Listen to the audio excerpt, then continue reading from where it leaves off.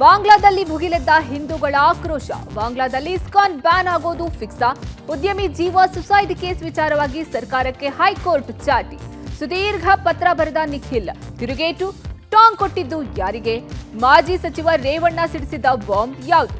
ಸಂಪುಟ ಸರ್ಜರಿ ಬಗ್ಗೆ ಸತೀಶ್ ಹೇಳಿದ್ದೇನು? ಮುಡಾ ಹಗರಣ ಸಂಕಷ್ಟದ ಬೆನ್ನಲ್ಲೇ ಸಿಎಂಗೆ ಮತ್ತೊಂದು ಶಾಕ್. ಎಲ್ಲವನ್ನು ನೋಡೋಣ ಕರ್ನಾಟಕ ಟಾಪ್ 20ಯಲ್ಲಿ. ಬಾಂಗ್ಲಾ ಧ್ವಜದ ಬಗ್ಗೆ ಆಕ್ಷೇಪಾರ್ಹ ಹೇಳಿಕೆ ಕೊಟ್ಟ ಆರೋಪದ ಮೇಲೆ ಇಸ್ಕಾನ್ನ ಪುಂಡರೀಕ ಧಾಮದ ಅಧ್ಯಕ್ಷ ಚಿನ್ಮಯ್ ಕೃಷ್ಣದಾಸ್ರನ್ನ ಚಿತ್ತಗಾಂಗ್ ಪೊಲೀಸರು ಬಂಧಿಸಿದ್ದಾರೆ. 10 ದಿನ ನ್ಯಾಯಾಂಗ ವಶಕ್ಕೆ ಒಪ್ಪಿಸಿದ್ದಾರೆ. ಇದನ್ನು ಖಂಡಿಸಿ ಢಾಕಾದಲ್ಲಿ ಅನೇಕ ಹಿಂದೂ ಸಂಘಟನೆಗಳು ಬೀದಿಗೆ ಇಳಿದು ಪ್ರತಿಭಟನೆ ನಡೆಸಿದೆ. ಚಿನ್ಮಯ್ ಕೃಷ್ಣದಾಸ್ ಪರ ವಕಾಲತು ವಹಿಸಿದ್ದ ಮುಸ್ಲಿಂ ವಕೀಲನನ್ನ ದುಷ್ಕರ್ಮಿಗಳು ಕೊಂದಿದ್ದಾರೆ. ಇದೀಗ ಬಾಂಗ್ಲಾದೇಶದಲ್ಲಿ ಇಸ್ಕಾನ್ ಬ್ಯಾನ್ ಮಾಡುವಂತೆ ಕೋರಿ ಬಾಂಗ್ಲಾ ಹೈಕೋರ್ಟ್ಗೆ ಅರ್ಜಿ ಸಲ್ಲಿಕೆ ಆಗಿತ್ತು. ವಿಚಾರಣೆ ವೇಳೆ ಬಾಂಗ್ಲಾ ಅಡ್ವೊಕೇಟ್ ಜನರಲ್ ಇಸ್ಕಾನ್ ಒಂದು ಧಾರ್ಮಿಕ ಮೂಲಭೂತವಾದಿ ಸಂಘಟನೆ ಅಂತ ಜರಿದ್ರು. ಬಾಂಗ್ಲಾದೇಶದಲ್ಲಿ ಇಸ್ಕಾನ್ ಬ್ಯಾನ್ ಮಾಡುವ ಪ್ರಕ್ರಿಯೆ ನಡೀತಾ ಇದೆ ಅಂತ ಸರ್ಕಾರ ಮಾಹಿತಿ ಹಂಚಿಕೊಂಡಿದೆ. ವಕೀಲೆ ಉದ್ಯಮಿ ಜೀವ ಆತ್ಮಹತ್ಯೆಯ ಪ್ರಕರಣದಲ್ಲಿ ಇದುವರೆಗೂ ಆರೋಪಿಯನ್ನ ಯಾಕೆ ಬಂಧಿಸಿಲ್ಲ ಅಂತ ಹೇಳಿ ಹೈಕೋರ್ಟ್ ಸರ್ಕಾರಕ್ಕೆ ಚಾಟಿ ಬೀಸಿದೆ. ಪ್ರಕರಣವನ್ನ ಸಿಬಿಐಗೆ ವಹಿಸುವಂತೆ ಕೋರಿ ಬೆಂಗಳೂರು ವಕೀಲರ ಸಂಘ ಸಲ್ಲಿಸಿದಂತಹ ಮಧ್ಯಂತರ ಅರ್ಜಿ ವಿಚಾರಣೆ ನಡೆಸಿದ ನ್ಯಾಯಮೂರ್ತಿ ನಾಗಪ್ರಸನ್ನ ಅವರಿದ್ದ ಪೀಠ ಸರ್ಕಾರ ಹಾಗೂ ಪೊಲೀಸ್ ಇಲಾಖೆಯನ್ನ ತರಾಟೆಗೆ ತೆಗೆದುಕೊಂಡಿದೆ. 13 ಪುಟಗಳ ಡೆತ್ ನೋಟ್ ಅನ್ನ ಬರೆದಿಟ್ಟಿದ್ದಾರೆ. ಇದುವರೆಗೂ ಆರೋಪಿಯನ್ನ ವಿಚಾರಣೆ ಮಾಡಿಲ್ಲ, ಅರೆಸ್ಟ್ ಮಾಡಿಲ್ಲ. ಡಿವೈಎಸ್ಪಿ ಅನ್ನುವ ಕಾರಣಕ್ಕೆ ಕರೆದು ವಿಚಾರಣೆ ಮಾಡ್ತಾ ಇಲ್ವಾ? ಸಾಮಾನ್ಯ ಜನರಿಗೆ ಅರೆಸ್ಟ್ ಮಾಡ್ತೀರಿ, ಡಿವೈಎಸ್ಪಿ ಅಂತ ಬಿಟ್ಟಿದ್ದೀರಾ? 420 ಕೇಸ್ ಆದ್ರೆ ಅಲ್ಲೇ ಬಂಧಿಸ್ತೀರಾ? ಇದುವರೆಗೂ ಆರೋಪಿಯನ್ನು ಯಾಕೆ ಅರೆಸ್ಟ್ ಮಾಡಿಲ್ಲ? ರಾಜ್ಯ ಸರ್ಕಾರ ಏನು ಮಾಡಿಲ್ಲ ಅಂದ್ರೆ ಒಂದು ಕೆಲಸ ಮಾಡಿ, ಸಿಬಿಐಗೆ ಪ್ರಕರಣವನ್ನು ವರ್ಗಾವಣೆ ಮಾಡ್ತೀನಿ ಅಂತ ಹೇಳಿ ನ್ಯಾಯಮೂರ್ತಿ ತೀಕ್ಷ್ಣವಾಗಿಯೇ ಪ್ರಶ್ನಿಸಿದ್ರು. ಎಲ್ಲಾ ಪ್ರಕರಣದಲ್ಲೂ ಆರೋಪಿಗಳನ್ನು ಅರೆಸ್ಟ್ ಮಾಡುವುದಿಲ್ಲ, ಪ್ರಕರಣವನ್ನ ಸಿಸಿಬಿಗೆ ವರ್ಗಾವಣೆ ಮಾಡಲಾಗಿದೆ ಅಂತ ಹೇಳಿ ಸರ್ಕಾರಿ ಪರ ವಕೀಲರು ಜಗದೀಶ್ ಉತ್ತರಿಸಿದ್ರು. ಚನ್ನಪಟ್ಟಣ ಶಾಸಕ ಯೋಗೇಶ್ವರ್ ಮತ್ತು ಜೆಡಿಎಸ್ ವಿರುದ್ಧ ಫೈಟ್ ಜೋರಾಗಿದೆ. ಸುದೀರ್ಘ ಪತ್ರ ಬರೆದಿರುವ ನಿಖಿಲ್ ಕುಮಾರಸ್ವಾಮಿ ಪರೋಕ್ಷವಾಗಿ ಸಿಪಿವೈಗೆ ತಿರುಗೇಟು ಕೊಟ್ಟಿದ್ದಾರೆ. ಪಕ್ಷ ನನಗೆ ಟಾಸ್ಕ್ ಕೊಡ್ಲಿ, 15 ದಿನದಲ್ಲಿ ಜೆಡಿಎಸ್ ಖಾಲಿ ಮಾಡ್ತೇನೆ ಅಂತ ಕಾಂಗ್ರೆಸ್ ಶಾಸಕ ಯೋಗೇಶ್ವರ್ ಹೇಳಿದ್ರು. ಈ ವಿಚಾರವಾಗಿ ಪತ್ರದ ಮೂಲಕ ಟಾಂಗ್ ಕೊಟ್ಟಿರುವ ನಿಖಿಲ್, ಇದು ದರ್ಪ, ಅಹಂಕಾರ, ಗೆಲುವಿನ ಅಮಲಿನಲ್ಲಿ ವ್ಯಕ್ತವಾದಂತಹ ವಿಕೃತಿ ಅಂತ ಯೋಗೇಶ್ವರ್ ಹೆಸರು ತಗೊಳ್ಳದೆ ತಿರುಗೇಟು ಕೊಟ್ಟಿದ್ದಾರೆ. ಇನ್ನು ಗೆದ್ದಲು ಕಟ್ಟಿದ ಹುತ್ತದೊಳಗೆ ಹಾವಿನಂತೆ ಹೊಕ್ಕು, ಕೈ ಹಿಡಿದವರನ್ನೇ ಕಚ್ಚುವ ವಿಷಜಂತುಗಳಿಗೆ ನಾವು ಹೆದರಲ್ಲ. ಚುನಾವಣೆಯಲ್ಲಿ ಗೆಲುವು ಕಂಡಿದ್ದಾರೆ, ಸಂಭ್ರಮಿಸಲಿ. ಅದನ್ನ ಕಂಡು ಕಣ್ಣುರಿ ಮಾಡಿಕೊಳ್ಳುವಂತಹ ವ್ಯಕ್ತಿ ನಾನಲ್ಲ. ಆದ್ರೆ ಹೇಗೆ ಗೆದ್ದೆವು ಅನ್ನೋದ್ರ ಬಗ್ಗೆ ಸಣ್ಣ ಆತ್ಮ ವಿಮರ್ಶೆ ಆದ್ರೂ ಬೇಡವಾ ಅಂತ ಪರೋಕ್ಷವಾಗಿ ಯೋಗೇಶ್ವರ್ ವಿರುದ್ಧ ನಿಖಿಲ್ ಕಿಡಿಕಾರಿದ್ದಾರೆ. ಮಾಜಿ ಸಚಿವ ಎಚ್.ಡಿ. ರೇವಣ್ಣ ಹೊಸ ಬಾಂಬೊಂದನ್ನು ಸಿಡಿಸಿದ್ದಾರೆ. ಜಿಟಿ ದೇವೇಗೌಡರನ್ನ ಅರೆಸ್ಟ್ ಮಾಡಲಿಕ್ಕೆ ಕಾಂಗ್ರೆಸ್ ಮುಂದಾಗಿತ್ತು ಎಂಬ ಸ್ಫೋಟಕ ಹೇಳಿಕೆಯನ್ನು ಕೊಟ್ಟಿದ್ದಾರೆ. 2017-18ರಲ್ಲಿ ಜಿಟಿಡಿ ಬಂಧನಕ್ಕೆ ಕಾಂಗ್ರೆಸ್ ಪ್ಲಾನ್ ಮಾಡಿತ್ತು. ಆದರೆ ಅವತ್ತು ಕುಮಾರಸ್ವಾಮಿ ಹೇಳಿದ್ದಕ್ಕೆ ಪೊಲೀಸರು ಸುಮ್ಮನಾಗಿದ್ರು. ಇಲ್ಲದೆ ಹೋಗಿದ್ರೆ ಏನೇನೋ ಆಗ್ತಿತ್ತು ಅಂತ ಹೇಳಿದ್ರು. ಇನ್ನು ಜಿಟಿ ದೇವೇಗೌಡರಷ್ಟೇ ಅಲ್ಲದೆ ಅವರ ಪುತ್ರನನ್ನು ಕೂಡ ಅರೆಸ್ಟ್ ಮಾಡುವ ಪ್ಲಾನ್ ನಡೆದಿತ್ತು. ಸಮಯ ಬಂದಾಗ ಎಲ್ಲವನ್ನೂ ಕೂಡ ಹೇಳ್ತೇವೆ ಅಂತ ಹೇಳಿದ್ರು ರೇವಣ್ಣ. ಇನ್ನು ದೇವೇಗೌಡರು ನಿವೃತ್ತರಾಗಬೇಕು ಎಂಬ ಯೋಗೇಶ್ವರ್ ಹೇಳಿಕೆಗೆ ರೇವಣ್ಣ ಕಿಡಿಕಾರಿದ್ರು. ಸಿಪಿವೈಗೆ ಯಾವ ನೈತಿಕತೆ ಇದೆ? ದೇವೇಗೌಡರಿಗೆ ಆ ಮಾತು ಹೇಳಲಿಕ್ಕೆ ಯೋಗೇಶ್ವರ್ ಯಾರು ಅಂತೇಳಿ ಖಾರವಾಗಿಯೇ ರಿಯಾಕ್ಟ್ ಮಾಡಿದ್ರು.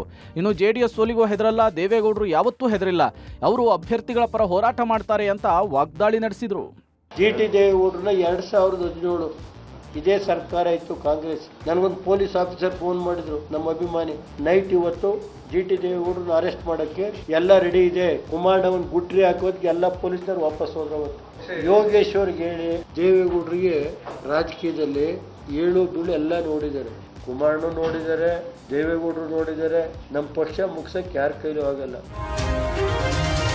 ಸಚಿವ ಸಂಪುಟ ಪುನರ್ರಚನೆ, ಖಾತೆ ಬದಲಾವಣೆ ಫಿಕ್ಸ್ ಎಂದು ಹೇಳಲಾಗ್ತಾ ಇದೆ. ಇದಕ್ಕೆ ಸಚಿವ ಸತೀಶ್ ಜಾರಕಿಹೊಳಿ ನೀಡಿದ ಹೇಳಿಕೆ ಪುಷ್ಟಿ ಕೊಡುವಂತೆ ಇದೆ. ಇದೇ ವಿಚಾರವಾಗಿ ಸತೀಶ್ ಮಾತನಾಡಿದ್ದು, ಕೆಲವರ ಖಾತೆ ಬದಲಾವಣೆ ಮಾಡಬೇಕು ಎಂಬ ಚರ್ಚೆ ಇದೆ. ಸಚಿವ ಸ್ಥಾನದ ಬದಲಾವಣೆ ಬಗ್ಗೆ ಕೂಡ ಚರ್ಚೆ ಆಗ್ತಾ ಇದೆ ಅಂದ್ರು. ಆದರೆ ಯಾವಾಗ ಮಾಡ್ತಾರೋ ಗೊತ್ತಿಲ್ಲ. ಜೊತೆಗೆ ಮಂತ್ರಿ ಮಂಡಲ ಪುನರ್ರಚನೆ ಮಾಡದೆಯೂ ಇರಬಹುದು. ನನಗಂತೂ ಯಾರೂ 2 ವರ್ಷಕ್ಕೆ ಸ್ಥಾನ ಬದಲಾವಣೆ ಅಂತ ಹೇಳಿಲ್ಲ.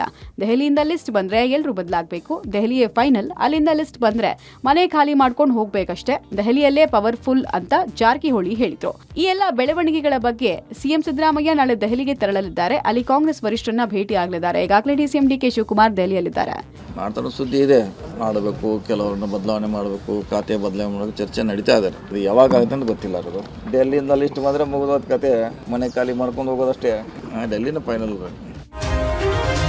ಸಿಎಂ ಸಿದ್ದರಾಮಯ್ಯ ಪತ್ನಿ ಪಾರ್ವತಮ್ಮಗೆ ಅವರ ಸಹೋದರ ಮಲ್ಲಿಕಾರ್ಜುನ ಸ್ವಾಮಿ ತವರಿನ ಉಡುಗೊರೆಯ ರೀತಿ ಕೊಟ್ಟ ಕೆಸರೆ ಭಾಗದ 3.5 ಎಕರೆ ಜಮೀನಿನಿಂದ ಈಗ ಕಾನೂನಿನ ದೊಡ್ಡ ಸಂಕಷ್ಟ ಸೃಷ್ಟಿಯಾಗಿದೆ. ಸಿಎಂ ಭಾಮೈದ ಮಲ್ಲಿಕಾರ್ಜುನ ಸ್ವಾಮಿಗೆ ದೇವರಾಜು ಕೆಸರೆ ಭಾಗದ 3.5 ಎಕರೆ ಜಮೀನನ್ನು ಮಾರಿದ್ರು.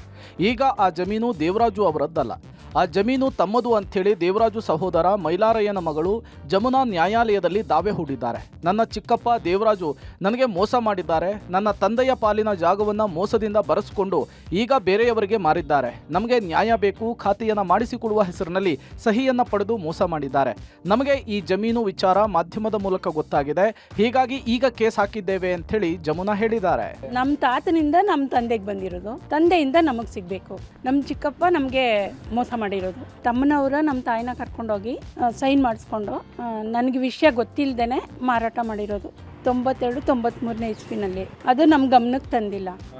ಈಗ ನಮಗೆ ನಮ್ಮ ಜಮೀನನ್ನು ನಮ್ಮ ಚಿಕ್ಕಪ್ಪ ಅವರು ಮಾರಾಟ ಮಾಡಿದ್ದಾರೆ, ನಮ್ಗೆ ಗೊತ್ತಿಲ್ಲದಂತೆ. ಹಾಗಾಗಿ ಈಗ ನಮ್ಗೆ ಅನ್ಯಾಯದ ಬಗ್ಗೆ ನಮಗೆ ನ್ಯಾಯ ಗೊತ್ತಿರ್ಕೊಡಿ ಅಂತ ದಾವೆ ಹಾಕಿದ್ವಿ ನಾವು. ಮಾಹಿತಿ ಇತ್ತು, ಆದರೆ ಇವರು ಮಾರಾಟ ಮಾಡುವಾಗ ನಮಗೆ ಖಾತೆ ಮಾಡಿಸ್ಕೊಂಡು ನಿಮ್ಮ ಹೆಸರು ಮಾಡಿಸ್ಕೊಡ್ತೀವಿ ಅಂತ ಹೇಳಿ ಇವರು ನಮಗೆ ಹೇಳಿ ನಮ್ಗೆ ಗೊತ್ತಿದ್ದಂತೆ ಅವರು ಮಾರಾಟ ಮಾಡಿದ್ದಾರೆ.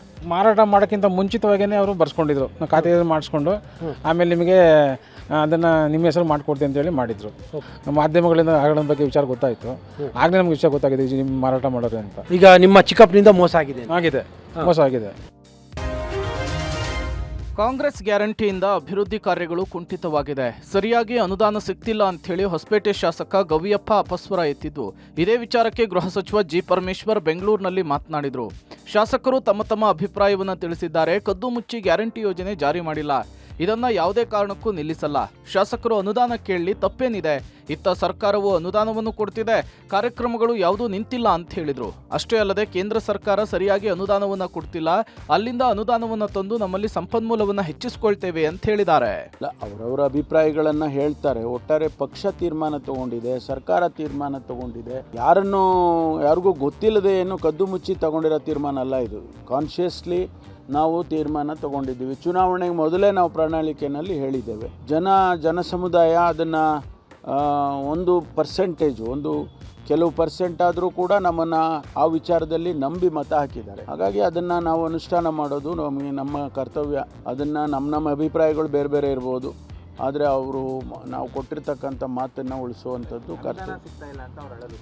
ಅದು ಕೇಳಲಿ, ಅದು ಕೇಳೋದ್ರಲ್ಲಿ ತಪ್ಪಿಲ್ಲ. ಯಾವುದೇ ಶಾಸಕರು ನಮ್ಮ ಕ್ಷೇತ್ರಕ್ಕೆ ಅನುದಾನ ಬೇಕು ಅಂತ ಕೇಳೋದ್ರಲ್ಲಿ ತಪ್ಪಿಲ್ಲ. ನನ್ನನ್ನು ಸೇರಿಸ್ಕೊಂಡು ನಾನು ಕೇಳ್ತೀನಿ, ನಮ್ಮ ಕ್ಷೇತ್ರಕ್ಕೆ ಅನುದಾನ ಕೊಡಿ ಅಂತ, ಅದರಲ್ಲೇನು ತಪ್ಪಿಲ್ಲ. ಬಿಪಿಎಲ್ ಕಾರ್ಡ್ಗಳನ್ನ ಎಪಿಎಲ್ಗೆ ಶಿಫ್ಟ್ ಮಾಡಿ ಸಾಕಷ್ಟು ಪಡಿತರದಾರರು ಅಕ್ಕಿ ಸಿಗದೆ ಪರದಾಡಿದ್ರು. 24ನೇ ತಾರೀಕಿನ ಒಳಗೆ ಅಮಾನತು ಆಗಿರುವ ಕಾರ್ಡ್ಗಳನ್ನ ಮೂಲ ಸ್ಥಾನಕ್ಕೆ ತನ್ನಿ ಅಂತ ಸಚಿವ ಮುನಿಯಪ್ಪ ಆದೇಶ ಮಾಡಿದ್ರು. ಸಚಿವರ ಆದೇಶದಂತೆ ಅಧಿಕಾರಿಗಳು ಎಪಿಎಲ್ಗೆ ಶಿಫ್ಟ್ ಆಗಿದ್ದ ಕಾರ್ಡ್ಗಳನ್ನ ಬಿಪಿಎಲ್ಗೆ ಶಿಫ್ಟ್ ಮಾಡಿದ್ದಾರೆ. ಕಾರ್ಡ್ಗಳನ್ನ ಮೂಲ ಸ್ಥಾನಕ್ಕೆ ತಂದಿದ್ದು ನಾಳೆಯಿಂದ ಪಡಿತರ ಪಡೆಯಬಹುದಾಗಿದೆ. ಕಳೆದ 6 ತಿಂಗಳಿಂದ ಯಾರು ಅಕ್ಕಿ ಪಡೆದಿರಲಿಲ್ಲ ಅಂತವರಿಗೆ ಅಕ್ಕಿ ನೀಡುತ್ತಾ ಇದ್ದಾರೆ. ಬೇರೆ ಬೇರೆ ಉದ್ದೇಶಗಳಿಗೆ ಕಾರ್ಡ್ ಪಡೆದು ಅಕ್ಕಿ ತೆಗೆದುಕೊಂಡಿರಲಿಲ್ಲ. ಸುಮಾರು 2 ಲಕ್ಷಕ್ಕೂ ಹೆಚ್ಚು ಅಂತಹ ಕಾರ್ಡ್ಗಳು ಇದ್ದವು. ಈಗ ಆ ಕಾರ್ಡ್ಗಳಿಗೆ ಅಕ್ಕಿ ವಿತರಣೆ ಮಾಡಲಿದ್ದಾರೆ. ಬಿಪಿಎಲ್ ಕಾರ್ಡ್ಗಳಲ್ಲಿ ಕಂಡುಬಂದಿದ್ದ ಸಮಸ್ಯೆ ಬಗೆಹರಿದಿದ್ದು ಯಾರಿಗೂ ಸಮಸ್ಯೆ ಆಗದಂತೆ ಅಕ್ಕಿ ವಿತರಿಸಲು ಮುಂದಾಗಿದ್ದಾರೆ. ಇಲ್ಲಿ ಬಿಪಿಎಲ್ ಕಾರ್ಡ್ದಾರರಿಗೆ ಗುಡ್ ನ್ಯೂಸ್ ಅಂತ ಹೇಳಿದ್ರೆ ಈ ಕುಟುಂಬದ ಕಣ್ಣೀರು ಹೇಳತೀರದಾಗಿದೆ. ಅದರಲ್ಲೂ ಆಹಾರ ಸಚಿವರಂತೂ ಈ ಸುದ್ದಿ ನೋಡಲೇಬೇಕು. ಬಿಪಿಎಲ್ ಕಾರ್ಡ್ ರದ್ದಿನಿಂದ ಕ್ಯಾನ್ಸರ್ಗೆ ಚಿಕಿತ್ಸೆ ಸಿಗದೆ ಬಡ ಕುಟುಂಬ ಪರದಾಡ್ತಿದೆ. ಕಳೆದ ತಿಂಗಳ ಹಿಂದೆ ಬಿಪಿಎಲ್ನಿಂದ ಎಪಿಎಲ್ಗೆ ಕಾರ್ಡ್ ಬದಲಾವಣೆ ಎಡವಟ್ಟಿನಿಂದ ಕಿದ್ವಾಯಿ ಕ್ಯಾನ್ಸರ್ ಆಸ್ಪತ್ರೆಯ ಆವರಣದಲ್ಲಿ ದಂಪತಿ ಕಣ್ಣೀರು ಹಾಕುತ್ತಿದ್ದಾರೆ. ಸಚಿವರ ಸೂಚನೆಯ ಬಳಿಕವೂ ಮತ್ತೆ ಮೂಲ ಸ್ಥಾನಕ್ಕೆ ಕಾರ್ಡ್ ಬಂದಿಲ್ಲ. ಆಹಾರ ಇಲಾಖೆಯ ಕಚೇರಿಗೆ ಎಷ್ಟೇ ಅಲೆದಾಡಿದರೂ ಸಮಸ್ಯೆಯು ಬಗೆಹರಿದಿಲ್ಲ ಎಂದು ಕಣ್ಣೀರು ಹಾಕ್ತಿದ್ದಾರೆ. ಇತ್ತ ಕಳೆದ 2 ತಿಂಗಳಿಂದಲೂ ಗೃಹಲಕ್ಷ್ಮಿ ಹಣ ಬಿಡುಗಡೆಯಾಗಿಲ್ಲ. ಅಕ್ಟೋಬರ್ ನವೆಂಬರ್ ತಿಂಗಳ ಗೃಹಲಕ್ಷ್ಮಿ ಹಣ ಹಾಕದೆ ಸರ್ಕಾರ ನಿರ್ಲಕ್ಷ್ಯ ವಹಿಸುತ್ತಿದೆ ಎಂದು ಮಹಿಳೆಯರು ಕಿಡಿಕಾರಿದ್ದಾರೆ. ಅತ್ತ 2 ತಿಂಗಳ ಗೃಹಲಕ್ಷ್ಮಿ ಹಣ ಬಿಡುಗಡೆ ಮಾಡದೆಯೇ ಗೃಹಲಕ್ಷ್ಮಿ ಸ್ತ್ರೀ ಸಂಘಗಳನ್ನು ರಚಿಸಿ ಆ ಹಣವನ್ನು ಉಳಿತಾಯ ಮಾಡುವ ಪ್ಲಾನ್ನಲ್ಲಿ ಸರ್ಕಾರ ಇದೆ. ತೀವ್ರ ಬೆನ್ನು ನೋವಿನಿಂದ ಬಳಲುತ್ತಿದ್ದ ದರ್ಶನ್ಗೆ ಬಿಜಿಎಸ್ನಲ್ಲಿ ಚಿಕಿತ್ಸೆ ನೀಡಲಾಗುತ್ತಿದೆ. ಸದ್ಯಕ್ಕೆ ಬಿಜಿಎಸ್ ಆಸ್ಪತ್ರೆಯಲ್ಲಿ ಆಪರೇಷನ್ ಮಾಡುವುದು ಡೌಟ್ ಎನ್ನಲಾಗಿದೆ. ಬಿಜಿಎಸ್ನಲ್ಲಿ ಸದ್ಯಕ್ಕೆ ಆಪರೇಷನ್ ಬಗ್ಗೆ ಯಾವುದೇ ಪ್ಲಾನ್ ಮಾಡಿಲ್ಲ. ಶಸ್ತ್ರಚಿಕಿತ್ಸೆಗಾಗಿ ಬೇರೆ ಆಸ್ಪತ್ರೆಗೆ ಶಿಫ್ಟ್ ಆಗುವ ಸಾಧ್ಯತೆ ಇದೆ ಎನ್ನಲಾಗುತ್ತಿದೆ. ಹೆಚ್ಚಿನ ಸೌಲಭ್ಯ ಮತ್ತು ನುರಿತ ತಜ್ಞ ವೈದ್ಯರಿರುವ ಮತ್ತೊಂದು ಖಾಸಗಿ ಆಸ್ಪತ್ರೆಯಲ್ಲಿ ಬೆನ್ನು ನೋವಿಗೆ ಆಪರೇಷನ್ ಮಾಡುವ ಚಿಂತೆಯಲ್ಲಿದ್ದಾರೆ. ಈಗಾಗಲೇ ಕೋರ್ಟ್ ಕೊಟ್ಟಿರುವ 6 ವಾರಗಳಲ್ಲಿ 4 ವಾರ ಮುಕ್ತಾಯ ಆಗಿದೆ. ಇನ್ನುಳಿದಿರೋದು ಕೇವಲ 2 ವಾರ ಮಾತ್ರ. ಹೀಗಾಗಿ 2 ವಾರದಲ್ಲಿ ಬಿಜಿಎಸ್ ಆಸ್ಪತ್ರೆಯಲ್ಲಿ ಪಡೆದ ಚಿಕಿತ್ಸಾ ವರದಿ ಆಧರಿಸಿಯೇ ಹೊಸ ತಂತ್ರಜ್ಞಾನದ ಮೂಲಕ ಬೇರೊಂದು ಖಾಸಗಿ ಆಸ್ಪತ್ರೆಯಲ್ಲಿ ಶಸ್ತ್ರಚಿಕಿತ್ಸೆ ಮಾಡೋ ಸಾಧ್ಯತೆ ಇದೆ. ಒಟ್ಟಾರೆಯಾಗಿ ದರ್ಶನ್ ಮತ್ತೊಂದು ಖಾಸಗಿ ಆಸ್ಪತ್ರೆಗೆ ಶಿಫ್ಟ್ ಆಗುವುದು ಬಹುತೇಕ ಪಕ್ಕ ಎನ್ನಲಾಗ್ತಿದೆ. ಬಳ್ಳಾರಿ ಸರ್ಕಾರಿ ಆಸ್ಪತ್ರೆಗಳು ಅಕ್ಷರಶಃ ಬಾಣಂತಿಯರ ಸಾವಿನ ಕೂಪವಾಗಿದೆ. 1 ವಾರದ ಅಂತರದಲ್ಲಿ ಜಿಲ್ಲಾ ಸರ್ಕಾರಿ ಆಸ್ಪತ್ರೆಯಲ್ಲಿ 4 ಬಾಣಂತಿಯರು ಸಾವನ್ನಪ್ಪಿದ್ರು. ಈ ಘಟನೆ ಮಾಸೋಕ್ ಮುಂಚೆ ಇಂದು ಬಳ್ಳಾರಿಯ ಬಿಮ್ಸ್ ಆಸ್ಪತ್ರೆಯಲ್ಲಿ ಮತ್ತೆ ಓರ್ವ ಬಾಣಂತಿ ಸಾವನ್ನಪ್ಪಿದ್ದಾಳೆ. ವಿಜಯನಗರ ಜಿಲ್ಲೆಯ ಕೂಡ್ಲಿಗಿ ತಾಲೂಕಿನ ಸಿಎಸ್ಪುರ ಗ್ರಾಮದ ಮಹಾಲಕ್ಷ್ಮಿ ಎಂಬ ಗರ್ಭಿಣಿ ಬಿಮ್ಸ್ ಆಸ್ಪತ್ರೆಗೆ ಹೆರಿಗೆಗೆ ದಾಖಲಾಗಿದ್ಲು. ಬಳಿಕ ವೈದ್ಯರ ಸಲಹೆ ಮೇರೆಗೆ ಆಸ್ಪತ್ರೆಯಲ್ಲಿಯೇ ಮಹಾಲಕ್ಷ್ಮಿಗೆ ನಾರ್ಮಲ್ ಹೆರಿಗೆ ಮಾಡಲಾಗಿತ್ತು. ಆದರೆ ಹೆರಿಗೆ ಬಳಿಕ ತೀವ್ರ ರಕ್ತಸ್ರಾವ ಹಾಗೂ ನಂಜಾಗಿ ಬಾಣಂತಿ ಸಾವನ್ನಪ್ಪಿದ್ದಾಳೆ. ಇದು ವೈದ್ಯರ ನಿರ್ಲಕ್ಷ್ಯದಿಂದ ಸಾವಾಗಿದೆ ಅಂತ ಪೋಷಕರು ಆರೋಪ ಮಾಡಿದ್ರೆ, ಈತ ತಾಯಿ ಕಳೆದುಕೊಂಡ ಮಗು ಮುಖ ನೋಡಿ ಸಂಬಂಧಿಕರ ಆಕ್ರಂದನ ಮುಗಿಲು ಮುಟ್ಟಿತು. ಏನ್ ಸೀರಿಯಸ್ ಇದ್ದಿಲ್ಲ ಅಂದ ಎಲ್ಲ ರಿಪೋರ್ಟ್ ತೋರಿಸಿವಿ. ಅವ್ರಿಗೆ ಏನಿಲ್ಲ ಅಂತ ಹೇಳ್ಬಿಟ್ರು. ಇಲ್ಲಿ ಕರ್ಕೊಂಡ್ಬಂದು ಬಿಟ್ಟಿದ್ವಿ. ದಾರಿ ಆಗೈತೆ ಅಂತ ಹೇಳಿದ್ರ. ಅಲ್ಲಿ ಡಾಕ್ಟ್ರು ಬಂದು ಅಲ್ಲಿ ಮೇಡಮ್ ಹತ್ರ ಹೋದೆ. ನಾನು ಎಲ್ಲ ಬೆಡ್ ಹುಡುಗನ ಎತ್ಕೊಂಡ್ಬಂದ್ರು. ಅಯ್ಯೋ ಯಾಕೆ ಬರ್ಲಿಲ್ಲ ನೋಡ ಅಂದ ಅಲ್ಲೇ ಬಿಸಾಕ್ಬಿಟ್ಟಾರ. ಎಲ್ಲ ತೋರಿಸಿದ್ವಿ, ಏನಿಲ್ಲ. ಹೆರಿಗೆ ಆದ್ಮೇಲೆ ಬ್ಲಡ್ ಎಲ್ಲ ಸುಮಾರು ಬಿದ್ದಿಲ್ಲ ಸರ್. ಅವರು ಬ್ಲಡ್ ಸ್ಯಾನ ಹೋಗಿತ್ತಾಗ್ಲೇ ನಾನು ನೋಡ್ಬೇಕಾದ್ರೆ ಬ್ಲಡ್ ಸ್ಯಾನ ಹೋಗಿತ್ತ. ಸಿಸ್ಟರ್ ಸೆಳೆ ಹಾಕ್ಯಂದಿದ್ರಂತೆ. ಸ್ವಲ್ಪ ನೋಡ್ರಿ ಸರ್ ಅಂದ್ರೆ ಏನ್ ಹಾಕಿಲ್ಲ, ಸೆಳೆ ಆಗತ್ತೆ ಸುಮ್ನಿರಂತ ನನ್ನ ಬೈದ್ರು ಅವರು. ಕಲಬುರಗಿ ಜಿಲ್ಲಾಸ್ಪತ್ರೆಯಲ್ಲಿ ಕಿಡ್ನಾಪ್ ಆಗಿದ್ದ ಹಸುಗೂಸು ಪತ್ತೆಯಾಗಿದೆ. ನವಜಾತ ಶಿಶು ಕಳ್ಳತನ ಮಾಡಿದ 3 ಕಳ್ಳಿಯರನ್ನ ಬಂಧಿಸಿ ಕಂದಮ್ಮನನ್ನ ರಕ್ಷಿಸಿರುವ ಪೊಲೀಸರು ಮರಳಿ ತಾಯಿಯ ಮಡಿಲಿಗೆ ಮಗುವನ್ನ ಹಾಕಿದ್ದಾರೆ. ಉಮೇರಾ, ನಸರೀನ್ ಹಾಗೂ ಫಾತಿಮಾ ಬಂಧಿತರಾಗಿದ್ದು, ಕದ್ದ ಮಗುವನ್ನ ಖೈರೂನ್ ಎಂಬಾಕೆಗೆ 50,000 ರೂಪಾಯಿಗೆ ಮಾರಾಟ ಮಾಡಿದ್ರು. ಈ ಬಗ್ಗೆ ಅಕ್ಕಪಕ್ಕದ ನಿವಾಸಿಗಳು ಪೊಲೀಸರಿಗೆ ಮಾಹಿತಿ ಕೊಟ್ಟಿದ್ರು. ಸ್ಥಳೀಯರ ಮಾಹಿತಿಯ ಮೇರೆಗೆ ಕಲಬುರಗಿಯ ಎಂಎಸ್ ಕೆಮಿಲ್ ಬಡಾವಣೆಯಲ್ಲಿ 3ರನ್ನ ಅರೆಸ್ಟ್ ಮಾಡಲಾಗಿದೆ. ಇನ್ನು ನಾಪತ್ತೆಯಾಗಿರುವ ಖೈರೂನ್ಗಾಗಿ ಖಾಕಿ ಬಲೆ ಬೀಸಿದೆ. ಮತ್ತೆ ಕಂದಮ್ಮನ ಮುಖ ನೋಡಿದ ತಾಯಿಯ ಮುಖದಲ್ಲಿ ಸಂತಸಕ್ಕೆ ಪಾರವೇ ಇಲ್ಲದಂತಾಗಿತ್ತು. ಇತ್ತ ಪೊಲೀಸರ ಕಾರ್ಯಕ್ಕೆ ಪೋಷಕರು ಮೆಚ್ಚುಗೆಯನ್ನ ವ್ಯಕ್ತಪಡಿಸಿದ್ದಾರೆ. ಭಾಳ ಖುಷಿ ಆಗ್ಯದ್ರಿ ನಮಗ್ರಿ. ಮಕ್ಕಳು ಖುಷಿ ಆಗ್ಯದ. ರಾತ್ರಿ 1 ಗಂಟೆಗೆ ತಂದು ಕೊಟ್ರಿ. ನಾವು ಬೆಳಗ್ಗೆ ತಂದು ಕೊಡಂಗಾರ ಅವಾಗ ತಂದು ಕೊಡಂಗತ್ತಿ ರಾತ್ರಿ 1 ಗಂಟೆಗೆ ತಂದು ಕೊಟ್ಟರಿ ಸರ. ನಮಗೆ ಭಾಳ ಖುಷಿ ಆಗ್ಯದ್ರಿ. ಅವ್ರಿಗೆ ಭಾಳ ಥ್ಯಾಂಕ್ಸ್ ಹೇಳ್ಬೇಕ್ರಿ. ಅವ್ರ ಕಾಲು ತೊಳೆದು ನೀರು ಕುಡಿದ್ರೆ ಭೀ ಪುಣ್ಯ ಪಾಪ ಹೋಗಲ್ರಿ. ನಮಗೆ ಅಷ್ಟು ಖುಷಿ ಆಗ್ಯದ್ರಿ ಸರ್. ಪೊಲೀಸರಿಗೆ ಅವ್ರು ಭಾಳ ಅಂದ್ರೆ ಭಾಳ ಪ್ರಯತ್ನ ಪಟ್ಟಾರ್ರಿ. ಒಂದು ಜರ ಕುಂತಿಲ್ಲ ನಿಂತಿಲ್ಲ, ಇಷ್ಟು ಪ್ರಯತ್ನ ಪಟ್ಟಾರ್ರಿ. ನಮ್ಮ ಮಗು ನಮಗೆ ವಾಪಸ್ ಕೊಟ್ಟಾರಿ ಸರ್. ಸಾಕ್ರಿ, ನಮಗೆ ಮಕ್ಕಳು ಖುಷಿ ಆಗ್ಯದ ನೋಡ್ರಿ. ನನ್ನ ಮಗು ನನಗೆ ಸಿಗ್ತದಿಲ್ಲ ಅಂತ ಅಳ್ಕೊತಾ ಕುಂತಿದ್ದಾರಿ. ನನಗೆ ತಂದು ವಾಪಸ್ ಕೊಟ್ಟಾರಿ. ಅವ್ರಿಗೆ ಭಾಳ ಥ್ಯಾಂಕ್ಸ್ ಹೇಳ್ತೀನಿ ರೀ ಸರ್.